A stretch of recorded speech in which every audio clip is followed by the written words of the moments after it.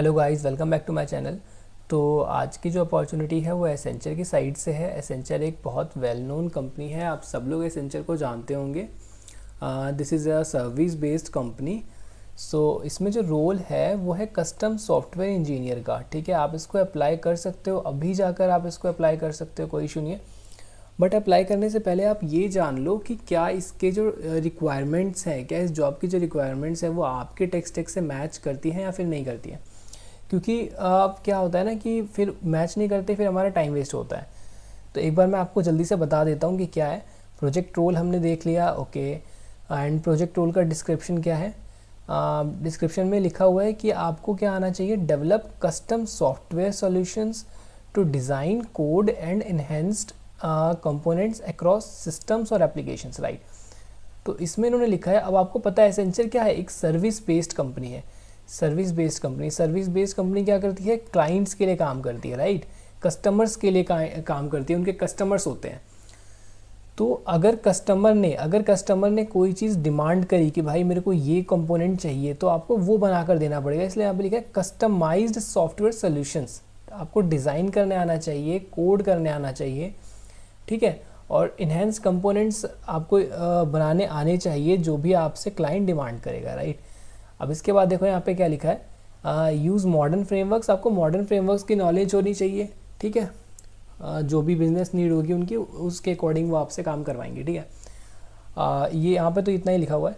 इसके बाद must have skill क्या है कि आपको मार्केटिंग ऑटोमेशन आनी चाहिए। अब मार्केटिंग ऑटोमेशन क्या होता है, आपको इसके अंदर एक्सपीरियंस होना, इन्होंने बोला है कि मस्ट है। मतलब वो यार, अब यहाँ पे देखो एक्सपीरियंस, पहले मैं आऊँगा इसके ऊपर, अभी मैं आपको एक बार एक्सपीरियंस बता दूँ। 0 to 2 ईयर्स इन्होंने एक्सपीरियंस रखा हुआ है, वो एम्प्लॉय एक्सपीरियंस होता है, ठीक है। तो इंटर्नशिप जो होता है वो एक्सपीरियंस में काउंट नहीं होता है। तो अगर आपने कहीं इंटर्नशिप कर रखी है and you have expertise in this skill, तो ये आपके लिए परफेक्ट ऑप्शन है, ठीक है।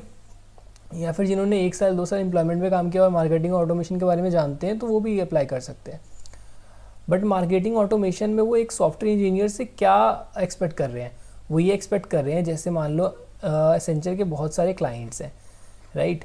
क्लाइंट ए हो गया, क्लाइंट बी हो गया, क्लाइंट सी हो गया। अब आप सबको तो मैनुअली नहीं मेल भेजोगे ना, तो एक ऑटोमेशन प्रोसेस आपको डेवलप करने आना चाहिए कि सबको एक साथ मेल चली जाए, राइट। अब मान लो कि किसी ने रिस्पॉन्स किया, तो उसके रिस्पॉन्स में जो मेल जानी है वो उसको चली जाए, और अगर किसी ने रिस्पॉन्स नहीं किया तो 3 दिन बाद उसको एक रिमाइंडर भी चला जाए कि आपने रिस्पॉन्स नहीं किया तो काइंडली रिस्पॉन्स। तो ये यहाँ पे रहता है कि मार्केटिंग ऑटोमेशन का जो सिस्टम बनता है वो इस तरीके से होता है। मैंने आपको जैसे एक एग्जाम्पल दिया है, there can be many more examples like this, ठीक है। तो आप समझ जाओ कि आपको क्या आना चाहिए। एंड इसके बाद गुड टू हैव स्किल्स, मतलब अच्छा होगा अगर आपके पास ये स्किल्स भी होंगे, लाइक फंक्शनल टेस्ट प्लानिंग की, ठीक है। फंक्शनल टेस्ट क्या होता है, जैसे आपको उन्हें कोई भी एक फंक्शन दिया, कोई भी एक फीचर दिया, and you need to test this feature.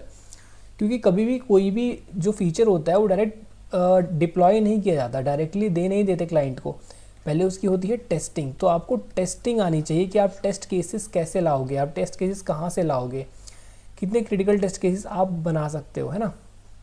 तो वो सारी चीज़ें आपको आनी चाहिए। इसके बाद आपको यहाँ पे लिखा हुआ है एजुकेशन क्वालिफिकेशन कितनी होनी चाहिए, तो 15 ईयर्स फुल टाइम एजुकेशन। इनके कहने का साफ मतलब है कि आपका कोई गैप नहीं होना चाहिए, ठीक है। आपके एजुकेशन पीरियड में कोई भी गैप इनको नहीं चाहिए। इसके बाद देखो रोल्स एंड रिस्पॉन्सिबिलिटीज़, मैं आपको एक बार समझा देता हूँ, then you have a clear path कि आपको अप्लाई करना है या फिर नहीं करना है।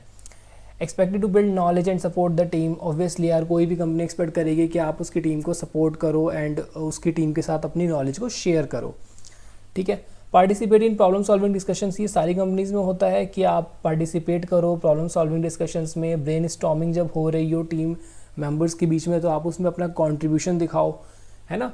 Collaborate with colleagues to understand project requirement and contribute to solution design. Obviously ये चीज़ भी होती है कि कभी टीम किसी एक सोल्यूशन पे नहीं पहुंच पा रही होती है, तो आप उसमें कंट्रीब्यूट करो अपने सोल्यूशन को लेके, है ना। तो वो सारी चीज़ें रहती हैं, सारी कम्युनिकेशन स्किल है, क्रिटिकल थिंकिंग है, इन सारी चीज़ों की बातें यहाँ पे हो रही हैं, ठीक है। इसके बाद ये सारी चीज़ भी सेम ही है। Document development process. ऑब्वियसली जब भी कोई डेवलपमेंट प्रोसेस चल रहा होता है तो उसकी प्रॉपर डॉक्यूमेंटेशन होती है, ठीक है। कि अगर किसी को समझना है कि आपने क्या डेवलप किया है तो वो आपकी डॉक्यूमेंट रेफ़र करेगा।